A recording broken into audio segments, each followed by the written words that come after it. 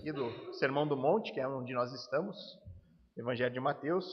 Nós vimos uma sessão aqui desse sermão, que vai do capítulo 6, dos versos 1 a 18, onde Jesus está nos ensinando sobre como os seus discípulos deveriam manter as suas práticas religiosas. No versículo 1 do capítulo 6, Jesus apresenta um princípio básico, um princípio regulador das práticas religiosas, e depois ele trabalha esse princípio básico, esse princípio fundamental, por meio de 3 exemplos práticos. O exemplo da caridade, o exemplo da oração e o exemplo do jejum. Nós já vimos os 2 primeiros exemplos, o da caridade e da oração, e hoje nós veremos o último, o terceiro e último exemplo, que é a prática do jejum. Nos nossos dias, existe uma variedade de definições sobre o que significa jejum, Existem vários tipos de jejuns com objetivos igualmente diferentes. Então, meu propósito aqui essa noite é trazer um entendimento exclusivamente bíblico acerca do jejum. O que é jejum segundo a palavra de Deus? Então, nós vamos pegar esse jejum bíblico. Primeiro vamos entender o que é o jejum na palavra de Deus, e aí vamos ver o texto que nós temos hoje aqui, onde Jesus ele nos mostra a maneira errada de se fazer jejum e a maneira correta da prática do jejum. Então vamos fazer a leitura do texto, capítulo 6, versos 16 a 19. Diz assim a palavra de Deus: Quando jejuardes, não vos mostreis contristados como os hipócritas, porque desfiguram o rosto com o fim de parecer aos homens que jejuam. Em verdade vos digo que eles já receberam a recompensa. Tu, porém, quando jejuares, unge a cabeça e lava o rosto, com o fim de não parecer aos homens que jejuam, e sim ao teu Pai em secreto. E teu Pai, que vem em secreto, te recompensará. Vamos orar mais uma vez. Querido Deus, amado Pai, nós queremos te louvar pela palavra de Deus que nós temos aqui aberta na nossa frente, essa revelação preciosa que o Senhor nos deu. Hoje nós podemos livremente estarmos aqui para aprender dela. E nós te pedimos um coração submisso, um coração desejoso de aprender dessa palavra. Coloca a nós o teu Espírito para que a gente compreenda o texto bíblico, para que a gente viva as nossas vidas e as nossas práticas religiosas de acordo com a tua vontade e exclusivamente a tua vontade. Não permita que os nossos próprios desejos, as nossas próprias ideias venham se sobressair aquilo que a Bíblia nos revela. Que ela seja suficiente para nós, Pai, em todos os assuntos, em qualquer circunstância. Seja misericordioso conosco aqui essa noite, Pai. Que o Senhor realmente venha a falar conosco por meio do texto bíblico, é o que te pedimos em nome de Cristo. Amém. Então, irmãos, antes de tratarmos da parte errada, da maneira errada de se fazer jejum, e depois tratarmos da maneira correta, nós precisamos primeiramente entender o que é o jejum. O texto ele vai iniciar aqui com Jesus dizendo, quando jejuardes. É o mesmo padrão que ele usou nos 3 exemplos. Esses 3 exemplos práticos que Jesus trouxe, ele sempre disse, quando deres esmola, quando orardes e agora quando jejuardes. Portanto, Jesus estabelece aqui a prática da caridade, a prática da oração e do jejum como sendo práticas presentes na vida dos seus discípulos. Então nós podemos afirmar que certamente caridade, oração e jejum fazem parte da vida cristã, fazem parte da religião cristã. Então, antes de tratarmos de todo o restante do texto, onde Jesus vai trabalhar a maneira errada, vai trabalhar a maneira correta de se praticar jejum, é necessário explicar o que significa jejum biblicamente. Isso é necessário, irmãos, porque nos nossos dias o jejum ele é praticado de muitas formas.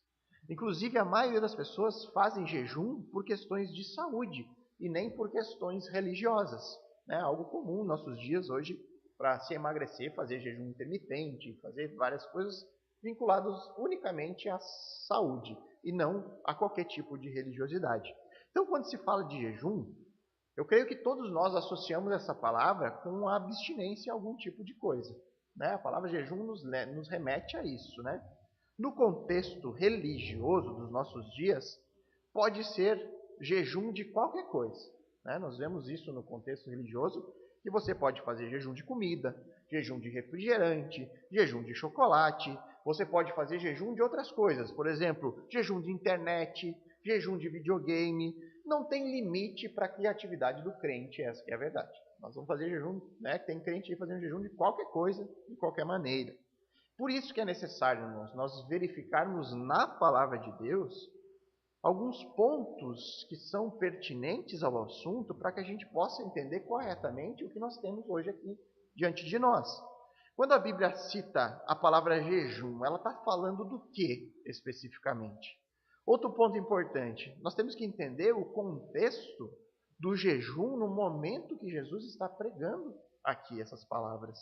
Por que é importante nós sabermos o contexto do jejum desses dias? Porque Jesus aqui ele não se preocupa em explicar o jejum. Ele faz uma orientação direta acerca do jejum. Pressupõe-se que os seus discípulos ali tinham uma ideia do que é o jejum. Eles já tinham um conceito formado na cultura da época sobre o que é jejum. Jesus não se preocupa em explicar esse conceito para eles. Então nós precisamos entender como o judeu do primeiro século entendia o jejum. Para aí a gente entender o porquê que Jesus fala essas palavras e porquê que ele orienta dessa forma. Então, nós precisamos ir para a Bíblia. O que a Bíblia tem a nos dizer sobre isso? E aqui nós vamos encontrar as respostas. O primeiro jejum que aparece na palavra de Deus é o jejum de Moisés. Ele vai aparecer lá em Êxodo 34, 28, capítulo 34, verso 28, que diz assim: esteve ali com o Senhor 40 dias e 40 noites, não comeu pão, nem bebeu água, e escreveu nas tábuas as palavras da aliança, os 10 mandamentos. Então essa primeira aparição do jejum na palavra de Deus já vai nos apresentar algo bem importante. Essa abstinência total de alimentos realizada por Moisés, ela foi feita para que ele pudesse se dedicar totalmente ao Senhor durante aquele período de tempo onde Deus estava entregando a sua lei para ele. Nós não temos aqui uma abstinência alimentar apenas, né? O que aconteceu ali não foi simplesmente Moisés parou de comer e de beber. Não, ele tem uma abstinência, uma separação completa da sua vida normal. Ele se absteve de todas as suas atividades normais, incluindo o comer e o beber, para ter um tempo de total dedicação ao Senhor. É isso que Moisés fez nesses 40 dias, 40 noites. Depois disso, nós vamos ver o jejum sendo estabelecido na lei do Senhor para ser realizada no dia, em um único dia pelos israelitas no ano, chamado na lei de o dia da expiação. Era aquele dia onde o sacerdote ele realizava o sacrifício pelo pecado da nação de Israel. Então, nesse dia, no dia da expiação, um dia específico, o povo de Israel deveria fazer um jejum. E esse jejum era feito como forma de humilhação e de tristeza pelo pecado. O jejum aqui, nesse dia, era uma maneira de evidenciar o arrependimento e a confissão do pecado daquele povo. Mas ao longo do Antigo Testamento é possível observar o jejum sendo feito além desse dia específico determinado pela lei do Senhor, o dia da expiação. No livro de Juízes, capítulo 20, verso 26, os israelitas vão aparecer jejuando por conta de uma derrota que eles sofreram em uma batalha. Então você tem um jejum sendo feito por conta de uma humilhação que eles sofreram. Você vai encontrar ainda o jejum sendo realizado por conta de luto. Morreu pessoas importantes e o povo jejuou por causa disso. Você vai encontrar jejum sendo feito por conta de pragas ou por conta de alguma ameaça que era feita contra a nação de Israel. Ou, às vezes, uma ameaça contra uma pessoa específica e a pessoa jejuava. Você encontra Davi realizando o jejum por conta da ameaça da morte do seu filho. E aí uma questão interessante é que ele deixou de jejuar a partir do momento que o filho morreu. Então ele encerra o seu jejum a partir da morte. Lembrando aqui que todos esses casos aqui que eu citei, o jejum ele nunca está associado só a parar de comer, a abstinência de alimento, mas sim a um tempo de dedicação ao Senhor. Um tempo onde você reserva todo aquele período, você sai das suas atividades normais, incluindo comer e beber, para ter um tempo com o Senhor. Em relação às motivações aqui que nós vimos desse jejum, tristeza pelo pecado, humilhação, notícias ruins. Aqui nós podemos ver que nesses casos, aqui fazendo um parêntese, parece que nós somos até naturalmente levados para o jejum. Por quê? Porque em momentos de angústia, de tristeza profunda, é difícil até mesmo se alimentar, não é mesmo? Você recebe uma notícia ruim, né? Quando você tem que tomar uma decisão importante, parece que você não consegue se alimentar. Parece que nesses casos há uma inclinação até natural nossa para o jejum, e principalmente em pessoas que temem a Deus, né?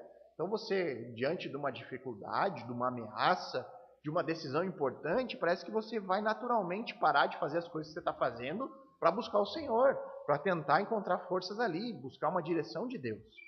Então, dentro desse contexto, irmãos, o jejum, ainda dentro da cultura judaica, ele vai ganhar mais ênfase ainda no período do exílio do povo judeu. É um período que foi de intenso sofrimento. O exílio foi uma marca terrível na vida do povo judeu. E nesse período, o jejum ele se tornou uma prática bastante regular. A lei ordenava uma vez por ano, como lei, como regra de Deus, o dia da expiação. Mas com a chegada do exílio, isso passou a ser algo muito mais frequente dentro da cultura judaica. O judeu ele já associava automaticamente o jejum à tristeza, ao sofrimento, ao arrependimento. A maioria dos judeus, eles jejuavam por dias inteiros. E isso eles faziam em abstinência tanto de comida quanto de água. Era comum eles pararem tudo para gastar aquele tempo com Deus. E isso vai sendo intensificado ao ponto de que no primeiro século do judaísmo, desse primeiro século presente aqui, no mistério de Jesus, os judeus eles jejuavam como regra, não como lei, mas como regra, em 2 dias da semana. Você percebe isso na parábola do fariseu e do publicano, quando o fariseu se apresenta no templo diante de Deus dizendo, né, isso está relatado em Mateus 18:12, ele se apresenta diante de Deus e diz: eu jejuo 2 vezes por semana e dou o dízimo de tudo que ganho. Então fica claro que o judeu deste período, ele cumpria uma regra de jejum semanal. Mas também aqui nessa descrição que Jesus faz, nessa parábola, ele indica outra característica do jejum judaico aqui do primeiro século. O jejum ele já tinha adquirido um caráter meritório. O religioso usava o jejum ao seu favor diante de Deus. O fariseu está se apresentando: olha, Deus, eu jejuo 2 vezes por semana. Olha como eu sou um bom religioso. Isso vai ficar bem claro na crítica que Jesus faz aqui no texto. Então, partindo um pouco para o Novo Testamento agora, no Novo Testamento nós vamos observar o jejum, e agora já como uma prática cristã, que nós vemos a partir de Atos, o jejum sendo feito. Nós temos alguns momentos específicos onde o jejum aparece. Em Atos ele aparece os cristãos jejuando antes de enviar um missionário para a pregação do Evangelho. Então aparecem os apóstolos ali, os discípulos jejuando para enviar um missionário. Eles aparecem jejuando antes de escolher os presbíteros, os pastores que cuidariam do rebanho de Deus ali. Então, nesses casos de Atos, o jejum ele é claramente feito como uma maneira de manter o foco na oração, para que eles pudessem, naqueles momentos, fazerem a vontade de Deus. Então, eles se concentravam, se retiravam, deixavam de comer, deixavam de beber, para estar lá orando, buscando a vontade de Deus, para fazer tomar decisões pontuais que influenciariam diretamente a vida da igreja cristã daquele tempo. Então, o jejum aparece sendo feito aqui no Novo Testamento como um ato de consagração, um ato de você manter o foco na oração e na vontade de Deus. Você também tem o jejum, que a gente pode usar aqui como exemplo, de Jesus no deserto. Um texto que eu já expus aqui antes, onde nós vemos Jesus ali se concentrando, tirando um tempo, um período, é o mesmo período de Moisés, 40 dias e 40 noites, onde Jesus está lá concentrado na obra que o Pai havia lhe confiado. E aí talvez alguém pergunte: mas pastor, tem um texto lá de Mateus, capítulo 9, verso 14 a 17, se você quiser dar uma corridinha ali, capítulo 9, verso 14 a 17, que tem ali um texto falando de jejum. E aí Jesus está sendo aqui nesse texto questionado. Por que os seus discípulos não faziam jejum? Os fariseus acusavam os discípulos de por que eles não tinham costume de jejuar, Irmãos, eu não vou explicar esse texto hoje aqui, porque logo eu estou nele, um pouco mais para frente nós vamos estar, eu vou explicar esse texto de maneira bem específica. Mas o que dá para adiantar aqui é que o foco de Jesus aqui está no contexto judaico do jejum como um meio de arrependimento diretamente associado à tristeza, né? Então havia no jejum judaico uma associação com uma tristeza profunda, o arrependimento. E esse é o ponto que Jesus vai usar. Jesus ele queria ver os seus discípulos alegres na sua presença. Ele não queria os discípulos se recolhidos com tristeza e arrependimento. Não, eles deviam estar na sua presença, ali, alegres, aprendendo tudo aquilo que Jesus tinha a ensinar. Então esse é o motivo pelo qual Jesus não encoraja os seus discípulos a praticar o jejum enquanto ele estava com eles, para que eles mantivessem o foco em Cristo ali. Né? O Cristo queria eles com toda a energia ali para que eles aprendessem tudo aquilo que Cristo tinha ensinado. Então, sintetizando aqui o que foi dito, resumindo, né, para concluir, o que é o jejum biblicamente? Irmãos, jejum na Bíblia são aqueles momentos onde nós nos concentramos em Deus, onde nós nos dedicamos a Ele, nós nos separamos para esse motivo. Nós somos levados ao jejum por diversas circunstâncias. Pode ser um momento de análise da nossa alma, né? Um momento que a gente possa estar querendo buscar no fundo do nosso coração os nossos desejos, motivações. Sejam momentos de angústia, onde nós estamos passando por dificuldades, por sofrimento. Tempos de dor, a gente deve ser levado ao jejum. Tempo de confissão de pecados, quando você percebe que você não tem conseguido vencer o pecado na sua vida, talvez seja um momento bom para que você faça um jejum. Pode ser como um meio de humilhação, de você mostrar arrependimento por algo que acabou fazendo, por ter caído em algum pecado. Somos levados a esse jejum. E parece que nos nossos dias pouco se fala em jejum assim, né? De você jejuar por esses motivos, né? Motivos de angústia, de arrependimento, de análise da sua alma. Né? Nós vivemos um contexto que o jejum é trazido totalmente de maneira diferente do que a Bíblia nos apresenta aqui, né? Nós podemos ainda ser levados ao jejum por conta de tarefas específicas que nós devemos realizar, tomada de decisões importantes que nós temos que tomar na nossa vida. Talvez seja este o momento de fazer um jejum, né? De você se dedicar a Deus para buscar a vontade dEle, não a nós. Eu tenho que tomar uma decisão importante, eu quero tomar essa decisão de acordo com a vontade de Deus. Então eu vou me recolher, vou me retirar, vou fazer um jejum aqui, vou me abster de tudo para poder estar focado naquilo que eu preciso, né? Para que eu possa tomar uma decisão de acordo com a vontade de Deus. Né? Essa semana, por exemplo, diante das decisões tão importantes que nós todos teremos que tomar nas urnas, talvez seja o momento de nós fazermos jejum. Nós buscarmos Deus de maneira mais específica, de termos um tempo com Deus, pedindo a direção dEle, né? Pensando em tudo aquilo que pode significar o futuro do nosso país. Né? Talvez seja um momento propício para nós buscarmos o jejum. Então, irmãos, tendo visto isso já, vamos voltar agora para o texto, onde Jesus ele vai nos mostrar agora, de maneira bem prática, qual a maneira errada, qual a maneira correta de se jejuar. Então, em primeiro lugar, o jejum feito da maneira errada. No verso 16 ele vai dizer: quando jejuardes, não vos mostreis contristados como os hipócritas, porque desfiguram o rosto com o fim de parecer aos homens que jejuam. Em verdade vos digo que eles já receberam a recompensa. Aqui eu quero ler também na nova versão transformadora, da NVT. Ela diz assim: quando jejuarem, não façam como os hipócritas, que se esforçam para parecerem tristes e desarrumados, a fim de que as pessoas percebam que estão jejuando. Eu lhes digo a verdade, eles não receberão outra recompensa além dessa. Tá? A ARA, né, a primeira versão, aquela que eu uso aqui para pregar, ela traz o texto dizendo que o hipócrita se apresentava no jejum contristados.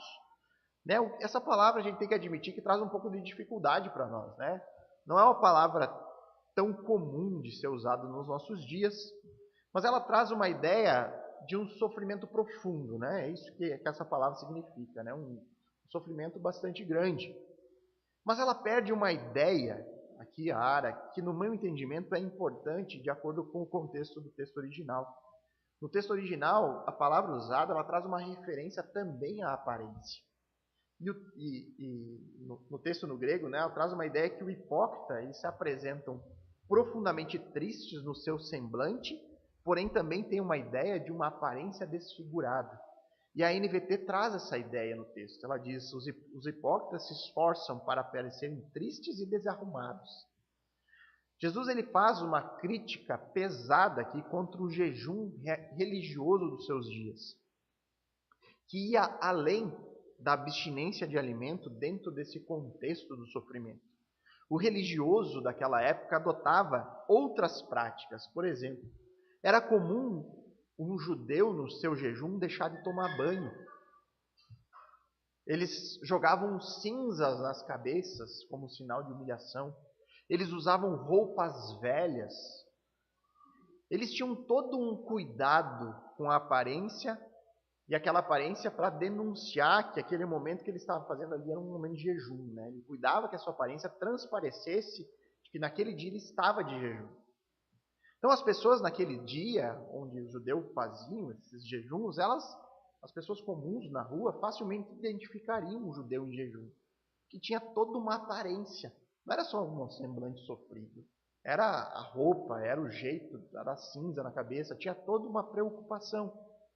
Então o ponto de Jesus aqui é que todo esse que tem cuidado em transparecer o seu jejum para os outros, isso apenas denuncia a sua hipocrisia.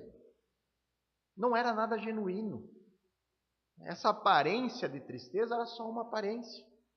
Não era a demonstração de um coração realmente triste, um coração arrependido, um coração em sofrimento. O único objetivo desse circo todo que estava sendo feito era atrair a atenção dos outros. Era mostrar para as outras pessoas, olha só como eu sou um bom judeu. Estou mais uma vez aqui fazendo jejum. Né? Então, seguindo esse mesmo padrão, né, dos exemplos que Jesus usou aqui das práticas religiosas, Jesus ele condena essa religiosidade fingida. Jesus condena esse tipo de prática que tem como objetivo atrair o olhar dos outros e não o olhar de Deus, né? E não atrair a atenção de Deus. Jesus diz assim, é como se Jesus dissesse, vocês querem atrair a atenção das pessoas? É isso que vocês pretendem? Com essa aparência toda? Com tudo isso que vocês estão fazendo? Pois bem, vocês já receberam a recompensa. Essa é a ideia aqui de Jesus. Vocês conseguiram, aí as pessoas estão vendo. Todo mundo percebe que vocês estão de jejum. As pessoas estão reconhecendo a sua religiosidade. Então, o que vocês queriam era isso. Vocês estavam buscando isso. Está aí a recompensa de vocês. Vocês já receberam a sua recompensa. Então essa era a principal distorção aqui, né? Essa apenas a aparência religiosa. Qual que é o alvo do jejum bíblico? O alvo do jejum bíblico é tirar um tempo com Deus, é se concentrar em Deus, é focar nas coisas do Senhor. Então o alvo do jejum é Deus, o foco é Deus. Então pense em quão inútil o quão sem sentido é fazer um jejum para que as pessoas vejam em você alguém religioso. Se o alvo do jejum é Deus. Não tem sentido. Você está só passando fome. Você está só sofrendo por si só, porque não há nenhum benefício espiritual nisso. E essa era a distorção aqui do jejum bíblico daquele tempo. Uma religiosidade de aparência. Hoje em dia, nós temos esse mesmo problema, irmãos. Só que às vezes ele vem vestido em outras formas.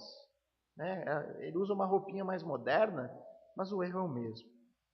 Nós ainda encontramos nos nossos dias aqueles que chegam dizendo, ô irmão, vamos ficar na cantina hoje no final do culto, aí vamos comer um negocinho ali, vamos passar. Não, irmão. Não posso, hoje eu não posso porque faz 39 dias que eu estou de jejum. Falta só um para mim conseguir tomar posse da unção de Moisés no Sinai, né? Tem aqueles que gostam de dizer, né? Fiz jejum, né? Mais um dia, falta só mais um. Só que a partir do momento que você divulga o seu jejum, você fala para alguém que está jejuando, você já faz parte da categoria do hipócrita. Né? Porque o foco, a intenção, teria que ser toda voltada em Deus. Então, quando você divulga para alguém que está fazendo o jejum, você está tentando atrair atenção para si mesmo. Né? Já não tem mais o foco de alcançar apenas a Deus. Só que o erro mais comum dos nossos dias, pelo menos na minha observação pessoal, em relação ao jejum, é que ele se tornou uma mera abstinência de alimento, ou algum tipo de alimento, ou algum tipo de prazer pessoal. E isso é feito de maneira unicamente supersticiosa. Eu fiz um propósito com Deus. Né? A pessoa diz, nossa, agora eu fiz um propósito. Estou num jejum de 40 dias e 40 noites. Olha, coisa forte, pesada. Eu não recomendo para você fazer nada disso, porque é muito difícil. Aí você pensa, nossa, é verdade? Como é que é o jejum? Ah, estou fazendo jejum de fantaúva. 40 dias, Deus vai honrar esse meu compromisso. Imagina, 40 dias sem fantaúva. E aí, se quiser responder o abençoado, né, você pegar um pouco do contexto bíblico de jejum, o jejum verdadeiro é o qual? É um meio de você se concentrar em Deus. Por meio de quê? Da prática da oração e da meditação na palavra. E isso é feito em que momentos? Quando você está arrependido em relação ao pecado, em momentos de grande tristeza, em momentos onde eu preciso tomar uma decisão importante, e eu quero o direcionamento de Deus, né? E aí a gente recorda os exemplos bíblicos de jejum. Moisés, o seu jejum, passou todo o período dedicado ao Senhor. Se você pegar Jesus, igual, 40 dias dedicado ao Senhor. O jejum do dia da expiação era um dia inteiro dedicado ao Senhor. Eles não só não comiam e bebiam, eles não faziam nada, eles não trabalhavam, eles não iam aos campos colher, nada, eles se dedicavam para o Senhor naquele dia. Ou seja, o jejum não é só deixar de comer, não é só deixar de tomar Coca-Cola, mas é também evitar qualquer atividade naquele momento. É tirar um tempo para se dedicar exclusivamente à oração, a estar com Deus, a falar com Ele e a ouvir a Ele. Como nós ouvimos a Deus nos nossos dias? Lendo a palavra. Então são aqueles momentos onde você se dedica à oração e à meditação na palavra de Deus. Se você diz que está de jejum, mas você não está separado, concentrado em Deus, realizando as práticas religiosas da oração e da leitura meditativa na palavra, então você não está fazendo jejum, você está fazendo regime. É bem diferente, irmãos. Parar de comer, mas não fazer nada além disso, não ir buscar o Senhor em oração, na leitura, isso é regime, não é jejum. Existe também no meio evangélico, irmãos, a ideia de que o jejum deve ser feito para enfraquecer a carne. Porque então, enfraquecendo a carne, você fortalece o espírito. A ideia é ficar fraco pela falta do alimento, ou retirar algum prazer físico, né? Deixar de comer chocolate, praticar algum esporte que você gosta, ou deixar de fazer algo proveitoso, né? Daquilo que você gosta, que você tem prazer, para que aí, né, fortalecer o lado espiritual, né? Você flagela a carne e fortalece o espírito. Irmãos, isso é gnosticismo, tá? Isso é gnosticismo vestindo roupinha de cristianismo. Isso nasce da ideia de que a carne é má e que o espírito é bom. Que quando você enfraquece a carne, que é má, você fortalece o espírito. E aí o espírito vai te trazer benefícios, né? Você vai ficar mais próximo de Deus. O nome disso aqui é paganismo. Tá? Isso está muito presente dentro do meio evangélico. Jejum, nesses termos, não é um jejum bíblico, é um jejum pagão. Por favor, irmãos, né, pelo amor de Deus, não me venham com aquela ideia de, pastor, estou fazendo jejum de sorvete no inverno, ou de sopa no verão. Eu vou fazer um jejum de sopa nesse verão. Pelo amor de Deus, não precisa, qualquer um faz isso, né, irmãos? Então, como isso aqui, esse conselho serve para qualquer assunto, tá? Se você quer aprender algo, vá para a palavra. Você quer aprender sobre jejum? Pesquise na palavra de Deus todos os textos que falam sobre jejum. Vai lá e vai ler, vai aprender o que a Bíblia fala e compara com o conceito de jejum que você tem.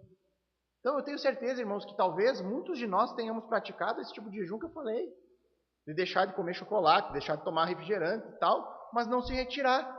Não ir para o Senhor em oração, fazer aquilo de maneira supersticiosa, pensando, eu estou fazendo algo para Deus, Deus vai me retribuir. Nenhum de nós que entrou num jejum assim, eu tenho certeza que nós não fomos para a palavra ler os jejuns bíblicos. Ir lá olhar como Moisés fez, como Jesus fez, como os apóstolos jejuaram no livro de Atos. Nenhum de nós foi comparar. É por isso que em todo assunto, irmãos, que a gente quiser formular um conceito, vamos buscar ele na palavra. E aí sim nós vamos ter certeza, estamos praticando jejum bíblico. Por quê? Porque Moisés fez assim, porque o povo fazia assim, porque os apóstolos fizeram isso depois. Eles agiam dessa forma e é assim que a Bíblia trata o jejum. Não é difícil para os nossos dias fazer isso. Você não precisa ler a Bíblia toda e assinalar toda a palavra jejum que aparece. Você hoje vai na internet e faz uma consulta numa Bíblia de concordância. Você consegue lá, pega a palavra-chave, pesquisa todos os textos que aparecem de jejum, já vem a lista lá. É só você ir atrás, irmãos. Ir atrás da palavra de Deus. Quanto mais próximos da verdade nós estivermos, mais longe de cairmos no erro nós estaremos. Então buscamos tudo na palavra de Deus. Para encerrar esse ponto, eu gostaria de ler um versículo de Isaías 58:13. É um capítulo bem conhecido, onde o profeta Isaías vai tratar a questão do jejum. E diz assim, Isaías 58:13. O profeta diz, dizem, e aqui é o povo reclamando de Deus. Então o povo reclamando de Deus diz assim, jejuamos diante de ti, por que não prestas atenção? Nós nos humilhamos com severidade e tu nem reparas. Vou lhe dizer o porquê, eu respondo. E aqui é a palavra de Deus por meio do profeta. Deus respondendo ao povo. Vou dizer porquê. É porque vocês jejuam para satisfazer a si mesmos. Creio que esse é um bom resumo de como o jejum é feito de maneira errada. Quando nós fazemos para nos satisfazer a nós mesmos. Então o que os hipócritas faziam? Eles se satisfaziam a eles mesmos buscando aplauso dos outros, reconhecimento dos outros. Quando você jejua, jejum de Coca-Cola por 6 meses. Eu garanto que no fundo o seu objetivo é receber alguma bênção de volta. Você está usando aquilo como um jeito de barganhar com Deus. E esse é o jejum feito errado. O jejum feito para satisfazermos a nós mesmos. Eu creio que ficou bem clara a maneira errada de se fazer jejum. Vamos então para a maneira correta. O que Jesus tem a nos dizer do jejum feito da maneira correta. Versos 17 e 18. Tu, porém, quando jejuardes, unge a cabeça e lava o rosto, com o fim de não parecer aos homens que jejua, e sim ao teu Pai em secreto, e teu Pai que vem em secreto te recompensará. Primeira observação, irmãos, Jesus ele não proíbe a prática do jejum, era algo que era ordenado na lei, Jesus não proíbe ela, mas também ele não ordena que seja feito. Tá? Nós não temos nenhum mandamento no Novo Testamento que diga que o cristão precisa jejuar, que ele precisa fazer isso de maneira regular. Não há nada que diga isso. O que nós podemos observar no ensino presente no Novo Testamento é que o jejum ele é considerado como uma prática extremamente proveitosa. Tá? Ele é certamente apropriado quando nós nos deparamos em determinados momentos e circunstâncias na nossa caminhada cristã. É algo extremamente proveitoso quando nós nos recolhemos e buscamos a direção de Deus de maneira focada. Então Jesus ele parte desse princípio que o jejum é proveitoso aos seus discípulos. E os seus discípulos entendem isso. E consequentemente, o discípulo vai ter essa prática religiosa em sua vida, porque ele entende que realmente é algo proveitoso e importante. E aí Jesus diz, vocês, meus discípulos, quando acharem que o jejum ele é apropriado em determinados momentos e circunstâncias, então unge a cabeça e lava o rosto, com o fim de não parecer aos homens que jejuam. Jesus está trazendo um contra-argumento ao jejum hipócrita. Essa recomendação de Jesus é que os seus discípulos eles não deveriam demonstrar que estão de jejum. O discípulo ele não deveria usar nenhum artifício visual para chamar a atenção das pessoas para aquela prática religiosa. Então, como eu já expliquei antes, o religioso judeu daquele tempo tinha todo um cuidado para deixar bem claro que ele estava no seu período de jejum. Então, uma das marcas era a falta de higiene pessoal. Ele não tomava banho, usava roupas velhas e coisa do tipo. Então, é por esse motivo que Jesus diz, unge a cabeça e lava o rosto. Ungir a cabeça, irmão, não tem nenhum sentido espiritual, como alguém poderia achar aqui. Era uma prática comum daquele tempo. Eles usavam de maneira cotidiana o óleo para evitar o ressecamento da pele. Isso é extremamente explicável por causa do clima daquela região. Então era uma prática de higiene da época, eles usarem óleo para evitar o ressecamento da pele. Então, fazendo aqui uma tradução livre, contextualizada, seria como se Jesus dissesse para nós hoje, se você está de jejum, não deixe de escovar o dente, lavar o rosto e passar desodorante. né? Faça tudo aquilo que você faz normalmente, regularmente. Passe protetor solar. Né? A mulherada usa Renil aí para as rugas. Use a maquiagem, saia do jeito que você normalmente sai de casa. Né? Não queira transparecer um ar de sofrimento para demonstrar que você está num período de jejum, vários dias. Né? Faça tudo normal, não atrai a atenção de ninguém para isso. Né? Seja discreto, Jesus diz aqui. Faça isso em secreto, que teu Pai, que vem em secreto, vai te recompensar por isso. Né? Não busque atrair olhares. Né? Foque, se concentre em Deus, porque esse é o objetivo do jejum bíblico. E nós devemos receber esse alerta de Jesus com muita seriedade, irmãos. Tá? Muita seriedade, porque nós somos inclinados a nos distrair do nosso propósito principal. Quando nós menos nos damos por conta, nós estamos buscando o reconhecimento dos outros. Nós estamos buscando a aprovação dos outros. E o jejum como prática religiosa, ele perde totalmente o seu valor, o seu propósito, quando ele é buscado de maneira hipócrita. Quando você está fazendo algo só para mostrar para os outros que você está fazendo. Se nós realizarmos o jejum em secreto, a certeza que nós temos da promessa de Deus para nós é que o nosso Pai, que vem em secreto, vai nos recompensar. Então, se você busca o jejum como forma de atrair a atenção das pessoas, a sua recompensa não vai ser diferente a receber o reconhecimento das pessoas. Mas nada além disso. Porém, quando nós buscamos o jejum que agrada a Deus, o jejum em secreto, com o único objetivo de buscar maior intimidade no seu relacionamento com Deus, Jesus está nos afirmando: Deus nos recompensará por isso. Então, de maneira bem prática, irmãos, qual o jejum que agrada a Deus? Tá? E eu vou apresentar 5 características aqui do jejum que agrada a Deus. Primeira dela, o jejum que agrada a Deus é aquele que não é feito por obrigação, mas ele é feito quando nós reconhecemos a nossa necessidade de Deus. Você não deve jejuar porque alguém lhe disse que você precisa fazer isso pelo menos uma vez por mês ou qualquer período de tempo. Você deve jejuar quando você é convencido pela palavra dos benefícios espirituais de jejum. Você deve jejuar quando você reconhece as circunstâncias na sua vida, aqueles momentos onde você deseja estar mais concentrado em Deus.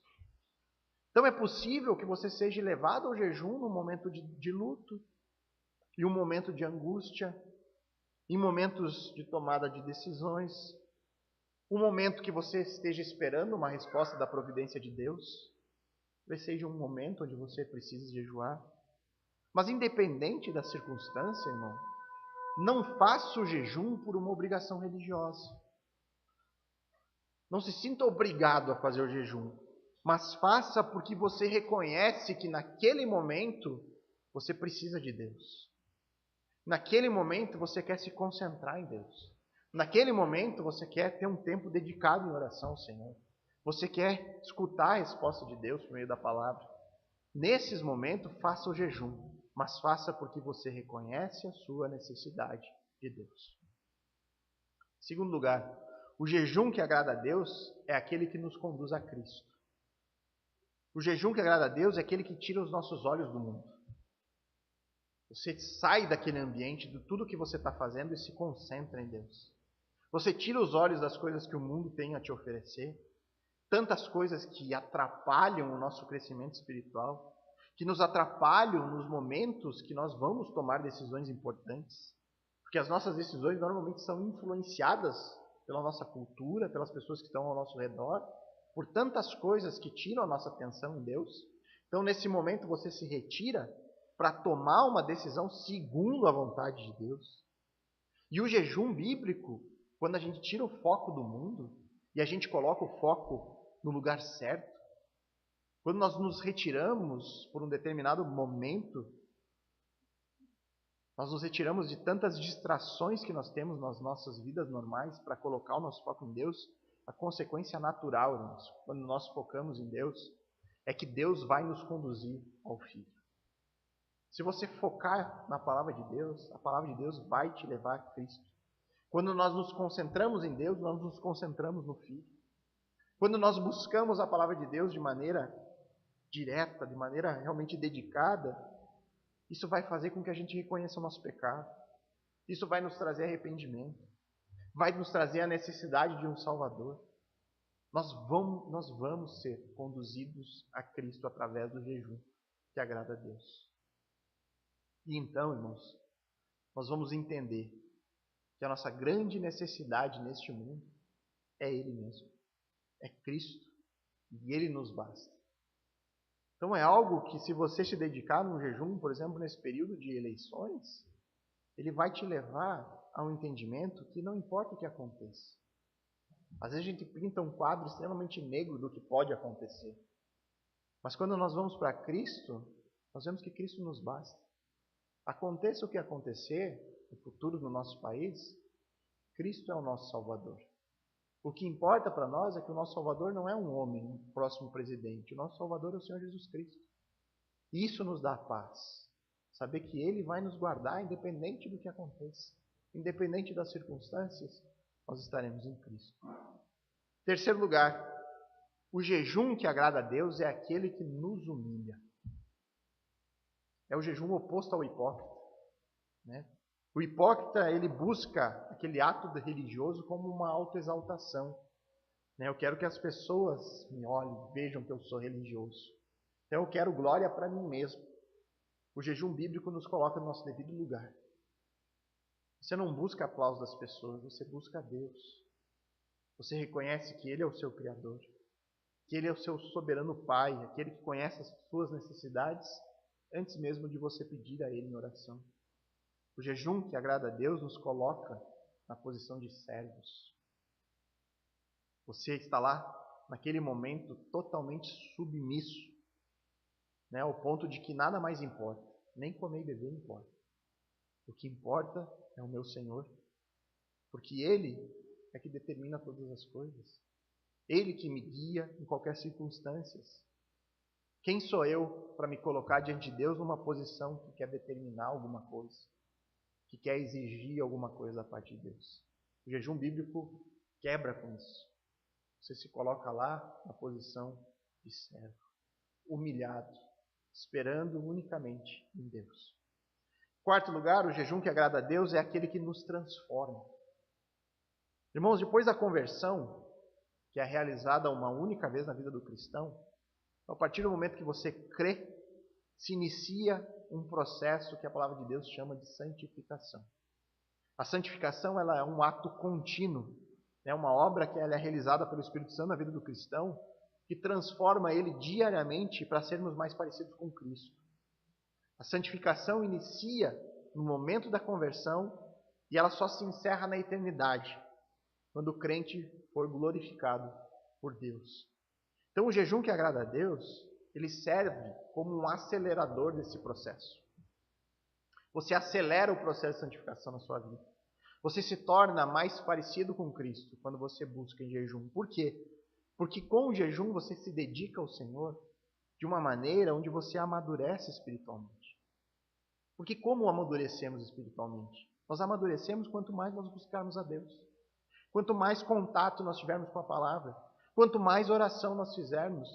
Quanto mais disso, mais nós nos tornamos parecido com o Filho. Então, quando você tira um período de jejum, você cresce espiritualmente. Você cresce em santidade.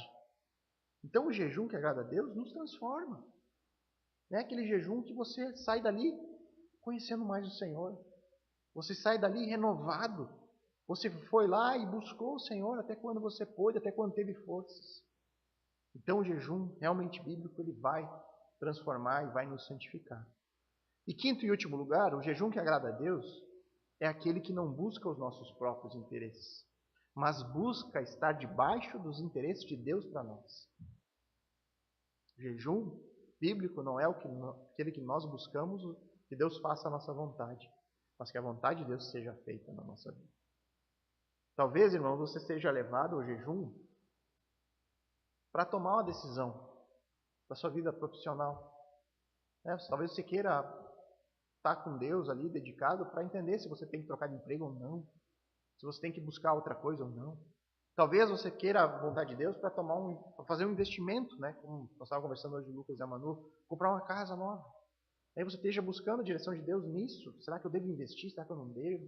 Né? Um dinheiro que pode me fazer falta, né? Como agir nessa circunstância?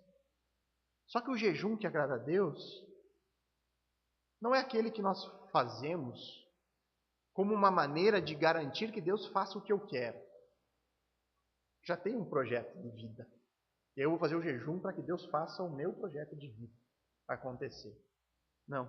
O jejum que agrada a Deus é aquele que você não usa como uma moeda de troca. Olha, gente, vou fazer esse jejum porque eu quero que Deus faça isso para mim. Mas é aquele que você faz para ter a certeza de que a decisão que você vai tomar, ela não é baseada na sua própria vontade, mas é a certeza de estar agindo conforme a vontade de Deus para você. O jejum, ele não muda Deus. O jejum não muda as vontades de Deus. O jejum não muda os planos soberanos de Deus. O jejum, ele muda a gente. Ele nos transforma, como eu disse antes. O jejum, ele é feito para que a gente possa enxergar essas vontades de Deus com maior clareza. E assim não cair no erro de estar agindo pelas nossas próprias motivações egoístas. Eu quero só confirmar com esse jejum que eu tenho que fazer aquilo. Eu faço o jejum, mas com uma forma de confirmar que vou fazer aquilo que eu já queria ter feito. Então, recapitulando, irmãos, o jejum que agrada a Deus é aquele que é feito por necessidade, que nos conduz a Cristo, que nos humilha, que nos transforma e que não busca os nossos próprios interesses. Ok? Nós encerramos então essa sessão do Sermão do Monte, onde Jesus tratou com seus discípulos como eles deveriam viver as suas práticas religiosas. Então Jesus coloca ali um princípio fundamental e trabalha esse princípio por meio de 3 exemplos práticos. É apenas deixar claro que esses 3 exemplos não são as únicas práticas religiosas da vida do cristão. Jesus usou esses exemplos porque eram as principais práticas do povo judeu do primeiro século. No cristianismo nós temos outras práticas religiosas. Nós temos, por exemplo, a prática de congregar. Isso é uma prática religiosa. A pregação da palavra de Deus é uma outra prática religiosa do cristianismo. A disciplina eclesiástica é outra prática religiosa, enfim. Mas em todas essas práticas, o princípio regulador é o mesmo. Jesus não quer que os seus discípulos sejam hipócritas. Jesus não quer atores religiosos, pessoas que vivem de aparência. Então não venha congregar para atrair atenção, para agradar fulano ou beltrano, para agradar o pastor, para agradar alguém. Não venha por isso. Isso é ser hipócrita. Da mesma forma que eu não devo fazer uma pregação para ser reconhecido, para tomar tapinha nas costas. Esse é um princípio que muitos pastores erram. Eles pregam para agradar as pessoas. Eles dão aquilo que as pessoas querem ouvir. Para quê? Para no final do culto, vem todo mundo lá. Que pregação maravilhosa, pastor. Era aquilo que eu precisava ouvir. A pregação bíblica nos humilha. Vem direto contra os nossos interesses. Então, muitas vezes é muito mais fácil querer pregar algo para as pessoas se reconhecerem do que pregar a verdade bíblica. Então, esse princípio é o mesmo. Não seja um hipócrita. Pregue unicamente para a glória de Deus, para ser fiel à palavra de Deus. A disciplina eclesiástica é outra coisa, irmãos. Numa igreja é muito difícil fazer isso. A prática é algo pesado para a cultura da igreja, Você excluir membros, tratar disso, colocar pessoas em disciplina. Então isso é o quê? Você pode agir de maneira hipócrita, passar a mão na cabeça de todo mundo e não fazer nada. Mas esse é o princípio que Deus diz. Cristo não quer fingimento no seu meio. Ele conhece os nossos corações, as nossas motivações. Ele sabe se a nossa fé é realmente piedosa, se tem como único objetivo atrair a atenção de Deus. Então ele diz, sejam discretos nas suas práticas, não busquem promoção pessoal, busquem a Deus. Deus quer uma devoção sincera, Deus quer que a gente entregue todo o nosso coração. Deus não quer aparência, Deus quer corações derramados na sua presença. Então só quando nós buscamos o Deus dessa forma, é que nós vamos realmente descansar na soberania de Deus, que é o alvo aqui dessa sessão. Jesus nos mostrando quanto é Deus soberano, um Deus que conhece os nossos pedidos antes de colocarmos em oração. Deus nos deu um modelo de como orarmos para glorificar esse Deus soberano. Deus quer isso. Dependente das circunstâncias, as pessoas que confiam nele. É que não importa o que vai acontecer semana que vem, todos nós confiamos que Deus está no controle disso, Deus é soberano, Deus nos guarda. Ele vai nos fazer superar tudo isso. Então, irmãos, eu queria deixar no final que vocês, cada um de nós aqui, refletíssemos um pouco sobre isso. Qual a sua motivação ao vir na igreja? Qual a sua motivação ao fazer um ato de caridade? Qual a sua motivação quando você ora a Deus? Quando você faz um jejum? Será que realmente você confia em Deus de todo o coração? Não. Será que realmente Cristo é o seu Senhor? Então pense por um instante na sua religiosidade. Porque o texto aqui nos mostra só duas categorias. Jesus nos apresenta dois tipos de religiosos. O hipócrita e aquele que faz para agradar a Deus e não aos homens. Onde você se encaixa? Qual dos dois times você tem jogado? Faça uma análise agora disso. Uma análise cuidadosa. Ore pessoalmente, se for o caso, por um instante aí, diante de Deus. E peça que Ele lhe ilumine, te mostre se há ainda algum resquício de hipocrisia e que isso seja eliminado por meio do arrependimento. E caso você se veja no time daqueles que buscam a Deus, ore para que Cristo lhe conserve com essa religiosidade não fingida, uma religiosidade que agrada a Deus e que Ele te conserve assim até o fim. Então, gaste um tempinho agora pensando nisso.